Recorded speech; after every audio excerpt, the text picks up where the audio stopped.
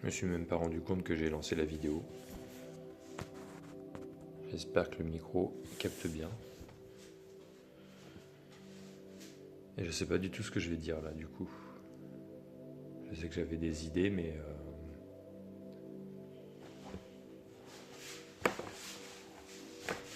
je sens que la différence entre le fait de filmer et le fait de pas filmer, le fait d'enregistrer une vidéo ou pas, euh, est en train de s'amenuiser en fait.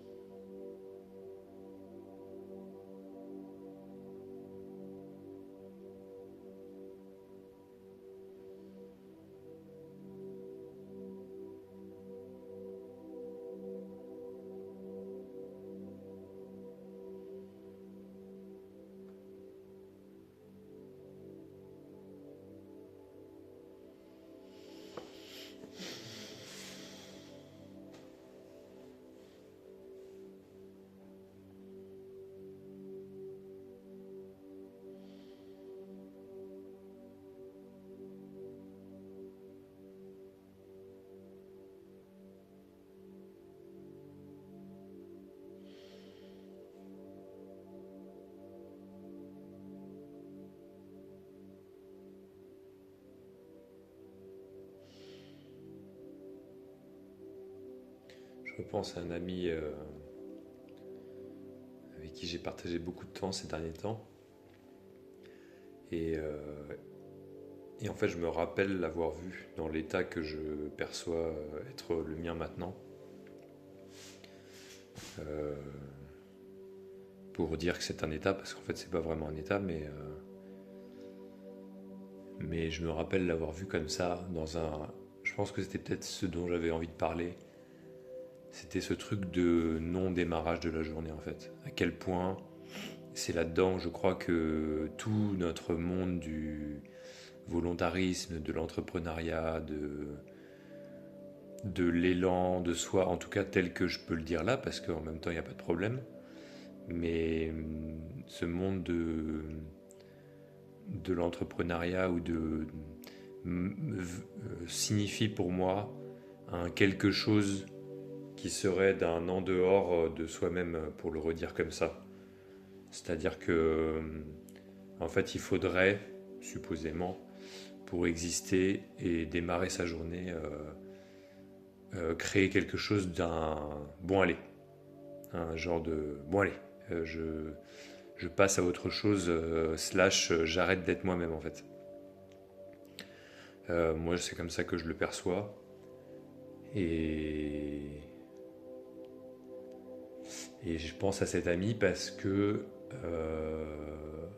fait je me rappelle de tous ces moments où justement je pense que je l'ai rencontré pour ça parce qu'il y a eu ce truc de c'est quasiment la première personne que j'ai rencontrée qui me demandait rien en fait, qui me demandait rien et qui savait ce truc de en fait do not rush things, genre t'as pas besoin de en fait genre au fond du fond ce que je veux dire c'est tu n'as pas besoin de tu n'as pas besoin de faire un choix. Entendu ici chez moi comme étant aussi tu n'as pas besoin de te brusquer de démarrer la journée parce que si tu as besoin en fait tu peux revenir à quelque chose que tu quittes jamais évidemment mais tu peux revenir à la conscience que il n'y a rien à faire en fait. Il n'y a rien à faire et je dis ça tout en sachant que mentalement, humainement, moi-même, enfin, là, maintenant, avant de lancer la vidéo, il pouvait y avoir comme un truc déjà, genre j'ai capté ce matin, pareil, en ce moment c'est tous les jours, c'est nouveau, hein. Ce matin, euh, il y avait ce truc de... Donc du coup de me demander qu'est-ce que je vais manger pour petit-déj. Et en fait, en me laissant vraiment genre une heure et demie en me levant, vraiment en faisant rien, vraiment en restant dans mon lit pendant une heure et demie, ce qui est déjà un acte pour moi qui est une forme de, je sais pas comment dire, pas de rébellion, mais de refus, on pourrait dire, de refus de donner un sens, de signifier quelque chose à la journée. Euh, c'est ça, c'est vraiment ce sens de donner un sens à la journée pour exister, ce qui n'a absolument pas besoin. Et juste avant que je lance la vidéo, je regardais les arbres par la fenêtre et je me disais, mais ouais, genre vraiment. Et je sais qu'aujourd'hui, c'est une journée où globalement, il va rien se passer. Mais c'est des choses que je sens comme ça. C'est très simple, c'est-à-dire que c'est genre. C'est pas là non plus, c'est pas un en dehors de moi-même, mais c'est. Je sens qu'il n'y a pas d'envie de faire quoi que ce soit de spécial. Si ce n'est, j'ai pensé par exemple à aller faire des courses, mais sinon, il y a vraiment ce truc de conscience de ne rien prévoir de particulier parce que c'est très là, quoi, on peut dire comme ça. Et pour le dire autrement, je pourrais dire que euh, je pourrais même bouger cette lumière pour la mettre un peu plus vers moi. On va voir ce que ça va donner.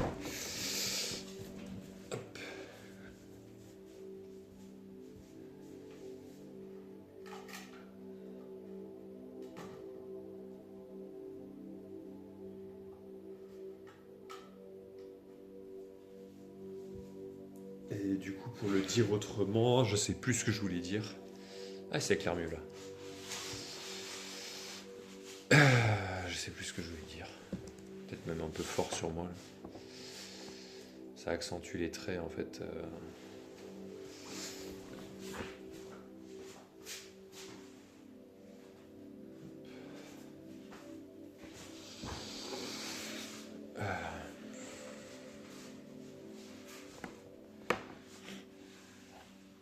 Ouais, je sais plus ce que je voulais dire. Là aussi, c'est tellement important de reconnaître. Là aussi, il y a ce retour à soi qu'on ne quitte jamais, hein. Mais ce retour à soi bah, en fait, quand t'as oublié, quand tu sais pas, quand c'est comme ça, bah reste en silence, tu vois, ne fais rien. Et c'est vraiment ce truc donc du coup pour revenir à cet ami de sentiment à cette même table à laquelle je suis assis là, de le voir vraiment en mode genre vraiment mais chill, genre vraiment tu peux rester là, je peux rester là, autant de temps que tu veux en se le disant à soi-même, hein, c'est ce que je percevais au sein de lui et ce qui faisait écho au sein de moi évidemment et qui fait du coup écho-résonance aujourd'hui, c'est ça qui est beau, c'est de voir qu'il y a vraiment ce truc de euh,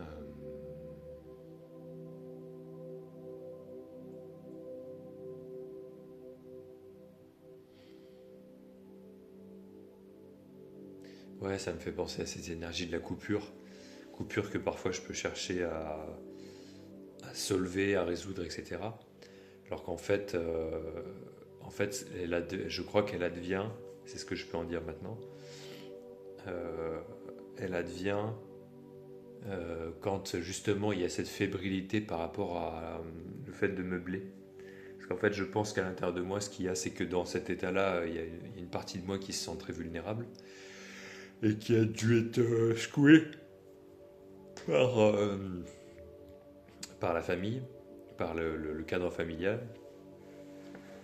Et en fait, bah, c'est un état dans lequel rien que bah, le fait que je pense au début de la journée, au démarrage, et le fait que rester dans son lit, c'est un acte de résistance, on pourrait dire. Bah, c'est parce qu'en fait, tu apprends quand tu vas à l'école dès le matin que ça doit être le rush. Enfin, chez moi, c'était l'urgence, c'était la course. Et en fait, bah, je veux dire, comme tout un tas d'enfants, j'étais en mode Bah, en fait, j'ai pas envie d'y aller. En fait, j'ai pas envie d'y aller. Papa, maman, s'il vous plaît, est-ce qu'on pourrait ne pas y aller? Et je crois que là où les parents se trompent, en tout cas là, moi, ce que j'ai compris que mes parents se trompaient, c'est pas que je veux pas y aller pour les faire chier ou pour désobéir. C'est que je veux pas y aller parce que en fait, je ressens que j'ai pas besoin d'apprendre ces choses-là. En tout cas, pas de la manière dont en fait on essaie de me le faire rentrer dans le crâne. Et pour un objectif qui est encore une fois ce truc de devenir un adulte pour participer à ce monde de plus tard, ailleurs, une espèce d'accomplissement ultérieur que moi j'avais conscience, même quand j'étais en vacances, j'étais en mode j'ai pas envie, moi j'ai envie de rester dans ma chambre en fait. J'ai envie de rester là et en fait j'ai pas envie d'être dérangé. Voilà, c'est beaucoup ce que ma mère m'a dit aussi. Que en fait j'étais un enfant qui avait pas besoin, qui avait pas envie de sortir de sa chambre et qu'en fait elle a essayé de me sortir parce qu'elle avait peur que je sois trop seul ou que je sois trop machin. Et voilà.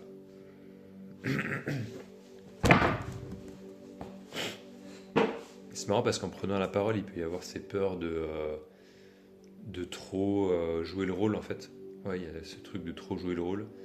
Et qu'en fait, j'essaie de me raccrocher au fait que en fait, je pourrais jamais dire la vérité telle qu'elle est dans le silence.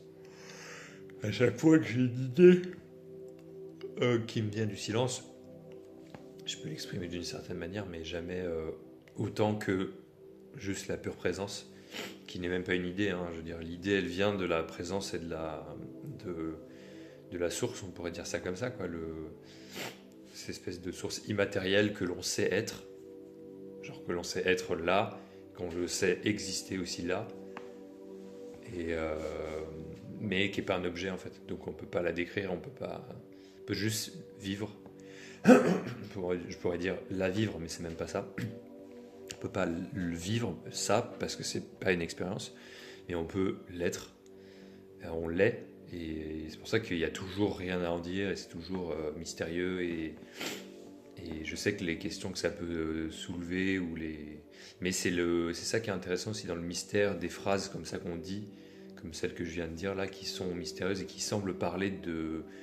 Si quelqu'un les entend comme ça à haute voix, il peut se dire soit j'ai pas le contexte, soit je vois ce qu'il veut dire, mais en même temps je vois pas trop. Parce qu'en fait, on peut se laisser infuser par l'énergie sans forcément, sans forcément, tenter d'attraper avec les mots. Et si le mental tente d'attraper avec les mots, en fait, pourquoi pas se laisser, je sais pas comment dire, se laisser revenir à soi-même, mais en même temps, c'est pas obligatoire non plus. C'est vraiment ça, quoi. C'est vraiment pas obligatoire. Et ouais. Et ouais, je pourrais revenir soit sur mon ami là, ou sur. Je crois que j'ai dit à peu près tout ce que je voulais dire sur cette présence qui représentait pour moi et le fait qu'il savait ne rien faire, quoi. Il savait ne rien faire et ça, c'était très, très agréable à vivre avec son contact, malgré le fait que parfois ça me faisait aussi vriller, parce que je cherchais des réponses et tout, et ça m'énervait, donc voilà. Mais ce qui est marrant, parce qu'aujourd'hui, finalement, j'ai l'impression de le vivre à mon tour avec d'autres personnes qui peuvent être dans la recherche d'explications, ou quoi, avec des complications, et moi je suis juste en mode, non, juste, il y a ce qui est, et en fait, du coup, ça cherche à attraper. Des fois, ça mène même à des séparations parce que, en fait, la personne en face comprend pas et ça occasionne de la violence, parfois verbale ou physique, et qui est pas acceptable. C'est pas parce que la paix n'a rien, telle que j'aime la partager, n'a rien à voir avec le fait de se laisser marcher dessus, notamment dans la matière et dans le physique et dans le verbal. Et que là aussi, le silence, il peut être très utile, c'est-à-dire à un moment donné, tu dis stop, mais vraiment, tu laisses partir, quoi. Tu laisses partir, tu mets de la distance entre la personne et toi, et c'est tout. Et en fait, ça fait le reste parce qu'à un moment donné, tu ne peux plus expliquer. En fait, tu ne peux plus expliquer là où tu en es, pourquoi. Parce que la personne cherche. C'est marrant comment les mots, des fois, ils sortent là aussi quand tu lâches le contrôle, ça fait des nouveaux langages. la personne cherche à avoir des réponses et à savoir surtout qui a fait mal la chose, en fait, qui a fait le bien, qui a fait le mal.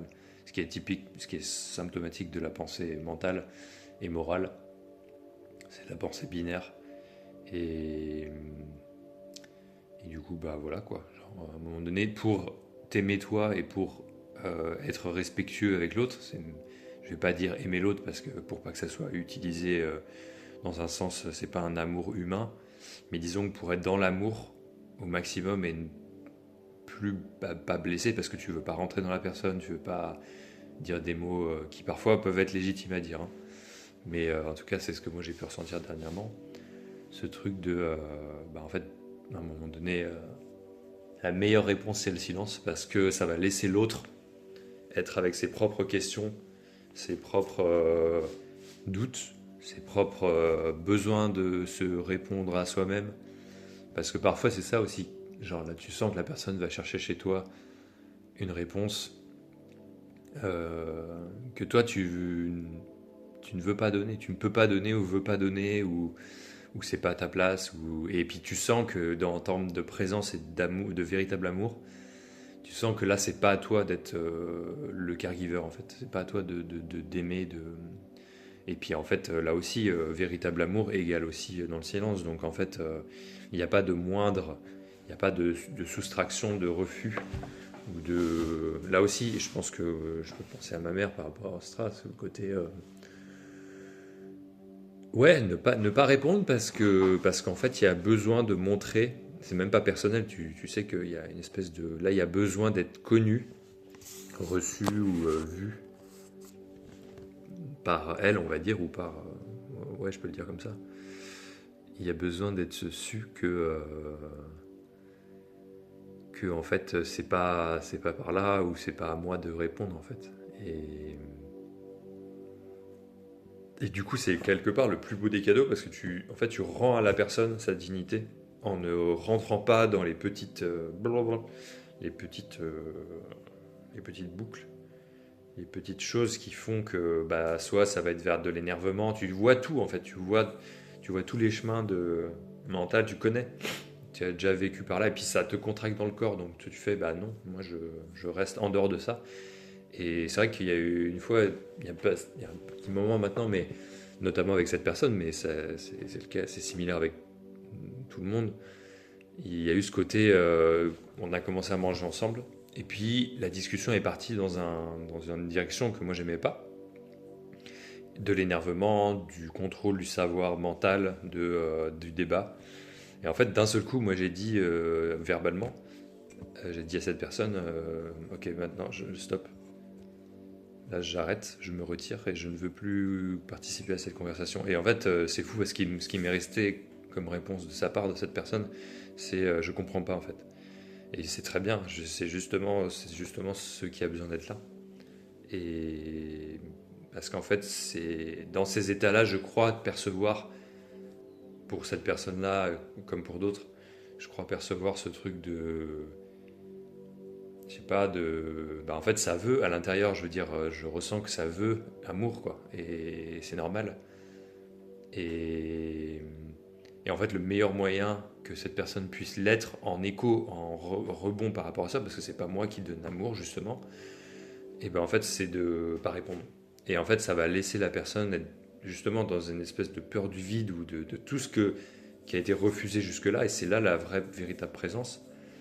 Ça va laisser la personne avec entre guillemets ses problèmes et en fait ça s'effrite d'ores et déjà puisque tout est circulation que on pourrait dire que dès qu'on brille la lumière mais même pas en fait, c'est à dire que c'est même pas depuis que moi j'ai fait ça, c'est même pas depuis un quelque chose, c'est à dire que c'est tout le temps là et il semblerait que depuis cette perspective d'humain, depuis cette fenêtre ou cette monade on pourrait dire euh, en fait je pourrais dire qu'à partir de Loïc, à partir de ce moment-là, ou avec cette itération de plus, parce que ça n'a pas démarré là, mais voilà, et ben cette personne-là a pu être en contact avec une présence où je pourrais dire aussi j'ai irradié la lumière, et donc du coup bah, ça a fait écho à ce que le personnage, et là je me dis il n'y a aucune barrière, il n'y a aucune limite pour la libération ou comment dire, le fait que la conscience est un feu qui brûle tout, c'est que vraiment, littéralement, ça peut tout. Mais en fait, c'est là que c'est beau, c'est que c'est même pas un processus, c'est là que ça sort de tout concept de soins ou de guérison qui soit humainement entendable. Parce qu'en fait, tu sais d'ores et déjà que la personne n'est pas ce problème-là, en fait. Et qu'on pourrait dire que ça serait juste la personne qui pourrait, c'est que du conditionnel, en fait, on dit ça comme ça, c'est pour jouer, en fait. Elle pourrait se rendre compte à un moment donné que et qu'elle se rend compte petit à petit qu'en fait elle est toujours pas, enfin qu'elle n'ait pas ces problèmes-là, et que c'est vraiment marrant parce que c'est un peu exponentiel. C'est-à-dire qu'en fait plus tu dilates et plus tu te rends compte de l'étendue de la conscience et de l'étendue de la non-personnalisation des choses, et plus tu te rends compte à quel point il n'y avait pas de problème. C'est-à-dire que c'est pas un processus qui est linéaire, qui fait que en fait au départ du chemin, ton mental il pense que tes problèmes c'est une sphère d'une taille X, et en fait à mesure que tu avances dans le chemin, on va dire, et ben en fait tu te rends compte à quel point il n'y avait pas cette sphère là, ou alors elle revêtait une autre dimension avec d'autres couleurs et tout, et que du coup c'était amour. Et du coup c'est beau comment en fait tu as vraiment une espèce de mutation, une mutation c'est vraiment, moi j'ai des doubles renversements, des trucs comme ça de... Bah en fait je pense que c'est juste que à mesure que tu avances, ton regard il change sur la personne que tu es, que tu étais. Et du coup c'est beau parce que ça en fait ça ne laisse rien. Ça laisse vraiment rien sur le côté... sur le côté, ouais quand même j'ai souffert dans la vie. En fait ça enlève, ça soigne, mais pas dans un soin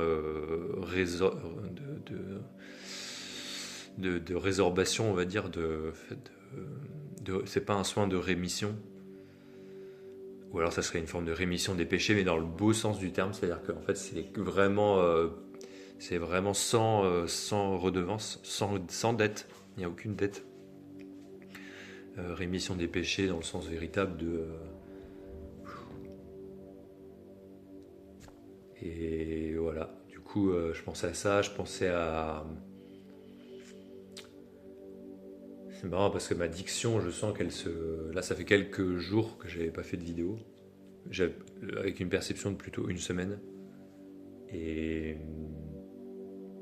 et en fait, c'est marrant parce que bah, je me suis laissé inspirer ça. Ça n'est pas... C'est venu comme ça tout seul. Je me demandais ce que je voulais manger, donc je parlais tout à l'heure du démarrage de la journée et tout. Et en fait, je me suis laissé sonder et j'ai vu que véritablement, c'est vrai qu'il y avait une joie de vouloir manger, mais ça restait encore une joie humaine, dans le sens un plaisir. C'était plutôt un plaisir. Donc, donc en fait, je me suis dit, ah, en fait, je sens que mon corps, il n'a pas véritablement encore envie de manger. Et c'est bien, ça vient gratter aussi quelque chose de l'inutilité, pour le dire comme ça, parce que c'est vrai que je ne l'ai pas beaucoup dit comme ça, mais en fait, finalement, c'est ça, cette étantité de l'inutilité. Euh, et que, en fait, effectivement, quand je mange pas le matin, quand je me dis que j'ai envie de pousser, ben en fait, ça vient gratter quelque chose de je suis nul, je suis inutile, euh, ouais, je ne suis personne. En fait, je suis personne dans le monde. Si je consomme pas, en fait, c'est directement, ça se voit là, les schèmes de la consommation et de l'existence dans notre monde matérialiste, en tout cas, plutôt, enfin, c'est marrant parce que des fois on dit matérialiste, mais moi je pense que c'est plutôt un monde idéaliste, le monde selon lequel il faudrait aller exister par l'extériorité, dans la pensée, dans les croyances, etc. Donc c'est plutôt, quand on dit c'est des croyances, en fait, c'est plutôt quand ça se base sur des idées, quoi.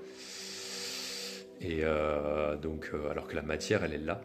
Et, et donc, ça fait du bien, en fait, de pas savoir. C'est à la fois un peu. Voilà, quoi, je me suis demandé qu'est-ce que je foutais là, vraiment, à m'asseoir à ma table de cuisine sans même me prendre un petit déj pour démarrer la journée. Mais bon, ça m'a donné cette opportunité de faire la vidéo.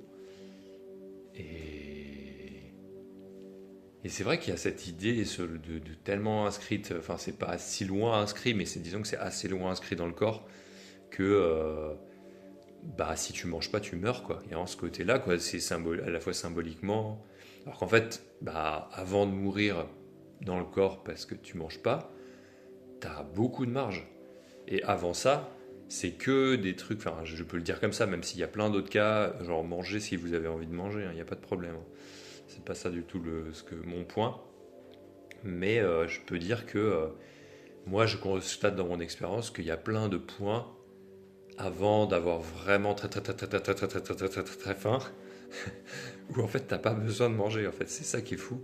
Et moi, ça me correspond très très bien parce que bah en fait, je tends à menuiser mes revenus parce que je suis très heureux dans le fait de rien faire. Bah encore une fois supposément, hein, je vis très intensément, mais pour pour l'esprit humain, on pourrait dire que je fais rien. Et donc du coup, bah, j'ai peu de revenus. Et donc du coup, bah, là que c'est beau, c'est que je vois à quel point ton rythme de vie s'adapte à ton revenu. Et que ton revenu s'adapte à ton rythme de vie, en fait, tout simplement. J'ai demandé ça, je pense que j'ai demandé ça. J'ai demandé à menuiser et à... Je pense que c'était très important pour moi, et c'est toujours très important, la vérité, en fait. La vérité de l'être. Et que je pense que ça fait longtemps que j'ai conscience. Et je pourrais même dire, là aussi, c'est ça qui est beau, c'est que tu quittes jamais le paradis. C'est que tu te rends compte, là aussi, que le chemin spirituel est un chemin à propos. C'est pour ça que je parle de métamorphose et de métamorphose. C'est que le chemin spirituel, il te fait te rendre compte quoi? Il te fait te rendre compte que tu n'as jamais quitté le paradis, en fait. Tu pars d'un point où tu penses que tu dois faire un chemin pour retrouver quelque chose que tu as perdu, et tu finis et tu te rends compte que tu l'avais pas perdu. C'est quand même affolant d'un point de vue, comment on dit, de conditionnement ou comment on dit, de déterminisme. Tu changes les coordonnées de la carte en fait complètement au fil du temps quoi. Donc ça veut dire qu'il y a un truc en toi qui fonctionne au-delà du temps, c'est ça qui est fou. Et des sages que j'aime bien disent que, enfin je pourrais même dire c'est Gérald Ben Merzoug. Gérald il dit que l'éveil c'est pas dans le temps en fait. C'est pas dans le temps, c'est ailleurs. Et en même temps c'est très là, c'est pas un ailleurs, mais c'est pas là où tu crois que c'est, ou c'est pas dans le temps c'est pas du coup plus tard, c'est genre en fait virtuellement, même si ça se joue pas toujours comme ça, mais virtuellement tu peux t'éveiller à tout instant. Et c'est là que j'aime bien dire que la méditation, tu peux utiliser n'importe quoi comme support en fait. Moi ça m'aide beaucoup, ça veut dire que vraiment là encore on revient dans un truc de il n'y a aucune situation qui soit suffisamment soit désespérante, soit mortifère, soit sombre, soit bah, définitive ou irréversible. Aucune situation est suffisamment irréversible pour que tu ne puisses pas en faire quelque chose comme support de l'être, comme support de méditation pour revenir à ce que t'es, pour le dire comme ça, parce que tu peux pas le... C'est pas vraiment un revenir, mais c'est juste sentir. Sentir, je pense que je continue à commencer à utiliser de plus en plus les mots que j'aime. C'est vraiment sentir la texture. Là, je fais ce geste comme ça parce que c'est un truc, c'est un maillage. C'est un maillage de la matière. Et c'est un senti. C'est pour ça que j'ai commencé à faire des vidéos, j'ai fait du streaming à partir du moment où j'ai plongé. Je me suis accordé cette confiance du fait de sentir, de revenir à ça tout le temps. Et que c'était ça le plus important dans ma vie. Et c'est ça que j'appelle la vérité. C'est le fait de consacrer sa vie à sentir, à être. Et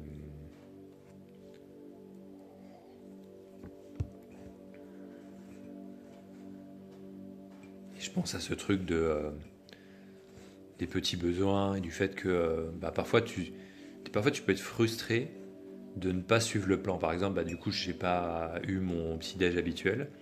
Il y a une partie de moi qui est frustrée. Mais c'est ok, c'est-à-dire qu'en fait, c'est pas parce que c'est ça qui est intéressant, c'est que c'est pas parce que tu manges, tu fais pas. Alors typiquement, l'action, si c'était A, le petit déj A, Et ben en fait, ce qu'il peut y avoir comme croyance mentale, c'est que si du coup je ne mange pas, ça veut dire non A, genre moins A en mathématiques. Ça sera un négatif de A.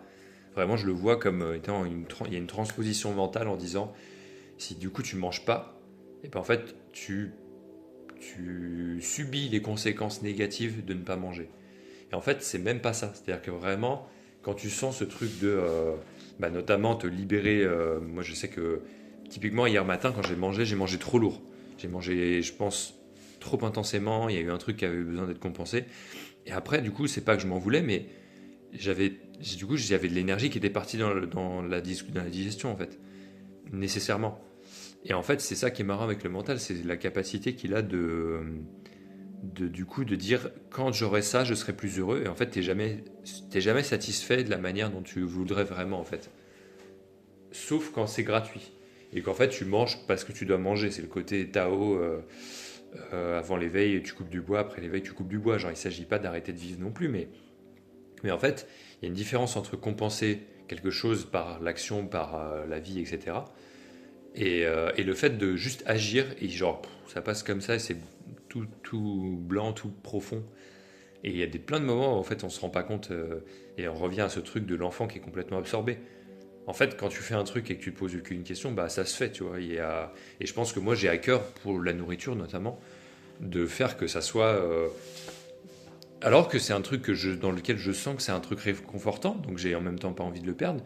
Mais c'est ça qui est beau, c'est que je pense que finalement je le perds pas. Mais par contre, j'ai envie de reconnaître le fait que je n'ai pas besoin nécessairement de la nourriture pour me réconforter. Qu'en fait, ça peut être aussi dans le fait d'attendre. Il y a aussi ce côté qui est beau, c'est-à-dire qu'en fait, finalement, quand je disais action A, si l'action A n'est pas encore arrivée, parce que finalement c'est ça, en fait, si je n'ai pas mangé ce matin, ce n'est pas que me suis à jamais interdit, c'est que en fait, j'attends. Je suis aussi en état d'attente, c'est aussi ça l'être. Et moi j'aime beaucoup ce mot attente, hein, et c'est un état d'attente, mais sans attente de résultat. C'est un état d'attente, voilà. Et je pense que moi j'ai enregistré quand j'étais petit qu'on me disait que j'étais patient. Et en fait, alors que moi j'ai des endroits où moi je me sens aussi très impatient, mais on me disait que je suis patient et ça m'a beaucoup plu. Je me suis dit, ah bah moi je prends ça comme une qualité de savoir attendre, en fait être dans la salle d'attente du médecin, d'attendre 3 heures.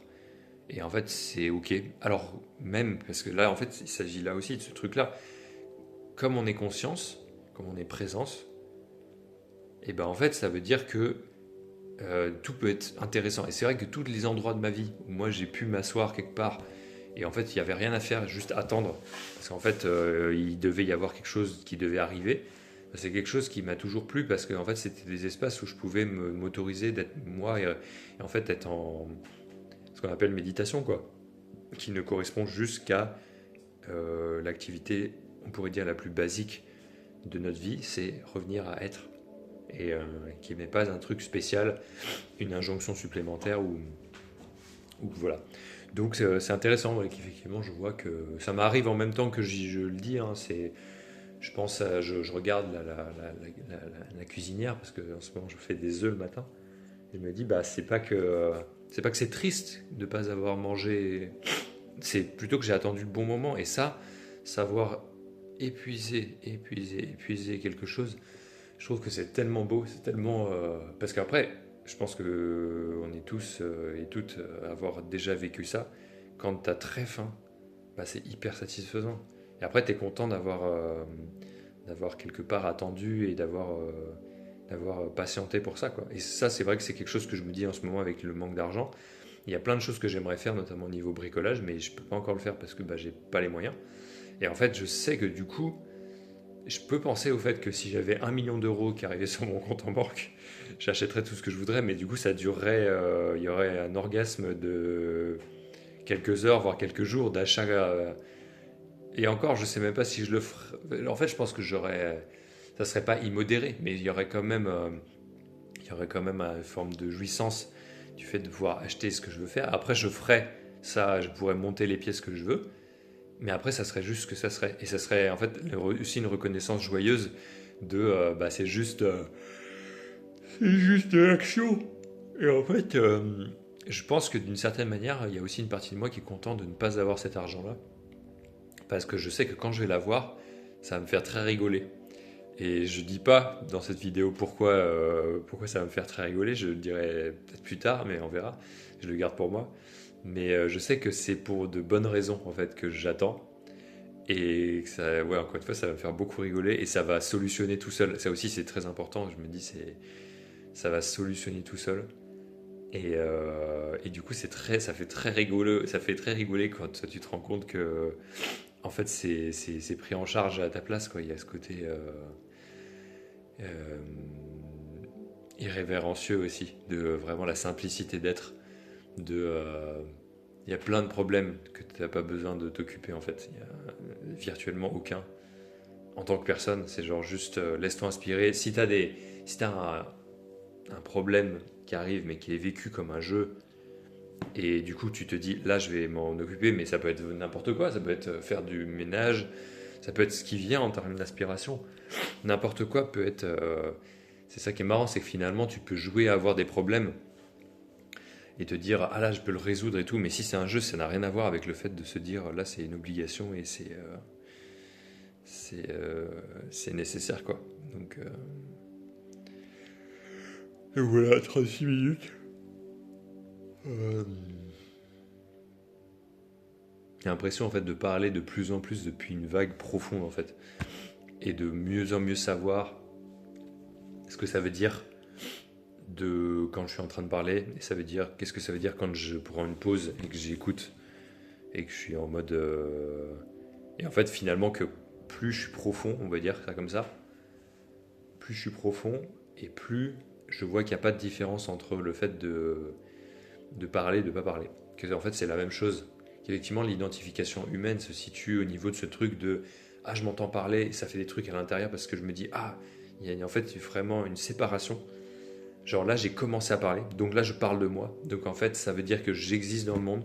Et quand je parle pas, ben, c'est une autre chose. C'est genre, bah, notamment pour moi, tous les espaces d'autorisation interne, parce que bah, en fait, je savais que bah, quand tu le parles pas, ça se voit pas, puisque bah, c'est justement tu le dis pas, donc tu le gardes à l'intérieur de toi. Et donc du coup, c'est là aussi, je me dis que c'était utile.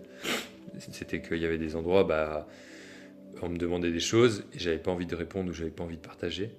Et en fait, c'était très bien parce que je savais que en fait, soit c'était entre moi et Dieu, soit c'était, je sais pas, oui, ça se voyait pas, donc c'était à moi. On va dire, voilà, vraiment ce côté, quand je parle pas, compréhension, quand je ne parle pas, c'est à moi, quoi. Et c'est beau parce que maintenant je vois qu'il y a ce côté, la présence du silence, ce qu'on pourrait dire, je pourrais dire je suis vraiment, mais c'est pas vraiment comme ça que j'aime le formuler, mais on va dire la présence, elle est toujours là. J'aime bien parler en dualité en fait. J'aime bien parler. J'aime bien ne pas chercher à essayer de dire des termes non duels. En fait, c'est ça le truc, de dire des termes unitaires.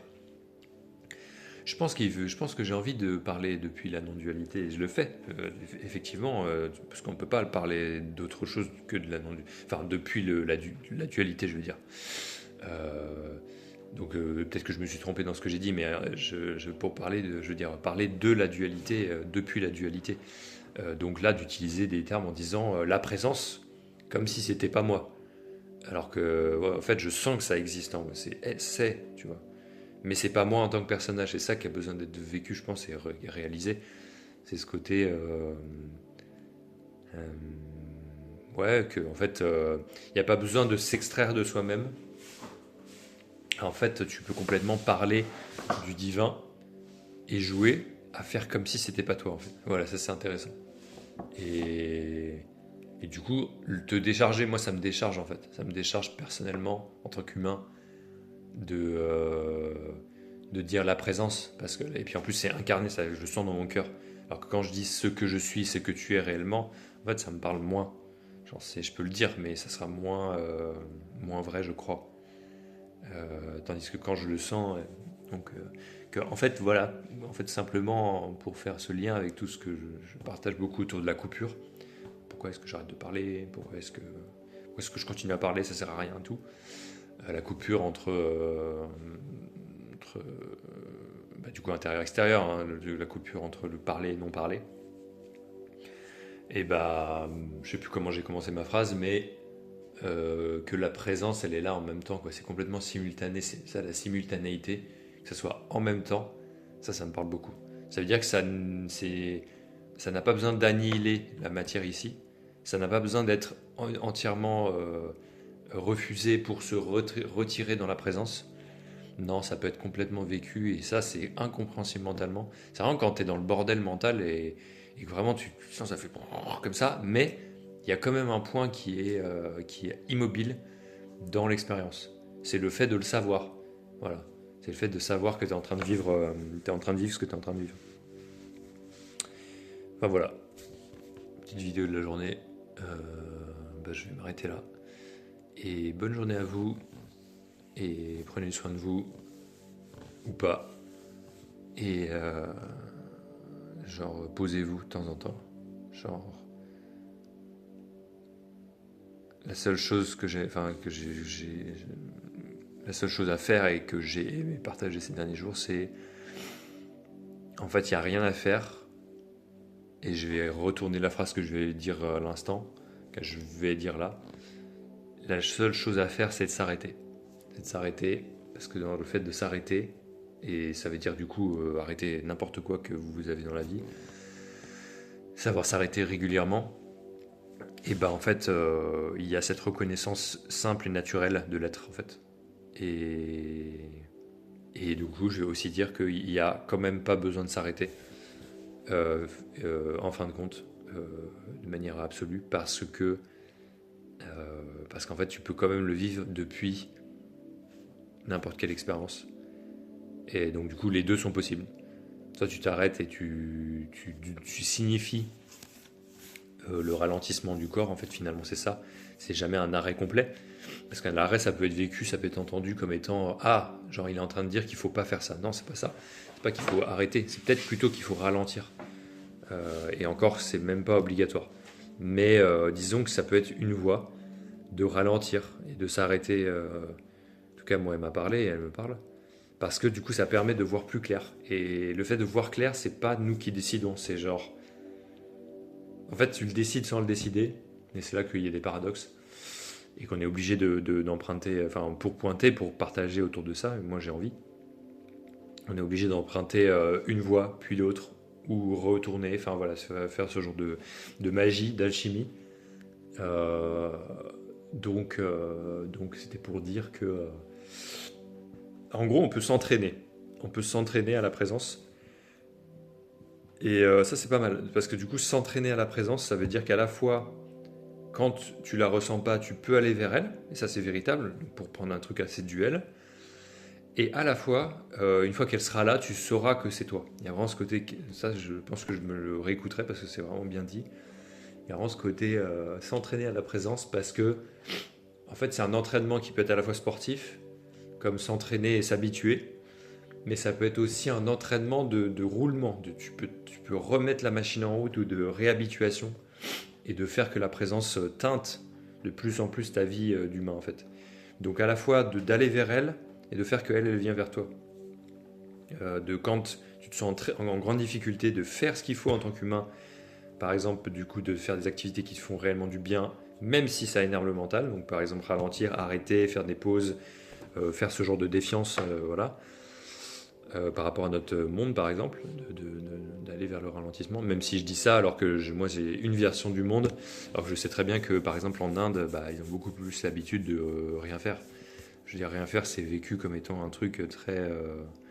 Et encore, ça dépend, c'est pas tous les Indiens, pour pas faire non plus de fétichisme. Mais voilà. En tout cas, je me suis embarqué dans des branches, mais je vois à peu près où j'en suis et donc du coup c'est pour dire à la fois on peut y aller vers elle et à la fois on peut se laisser infuser par elle, la présence, et que c'est possible mais c'est pas obligatoire parce qu'on peut complètement vivre sa vie dans l'a priori illusion, dans la maya, et il n'y a pas de problème, c'est genre c'est libre, c'est au final on prend ce qu'on veut, tu prends ce que tu veux dans ce que je dis, le reste tu prends pas si ça t'intéresse pas. Moi j'ai juste partagé ce qui m'intéressait et ce qui me fait vibrer et ça me semble juste. Donc voilà. Bisous.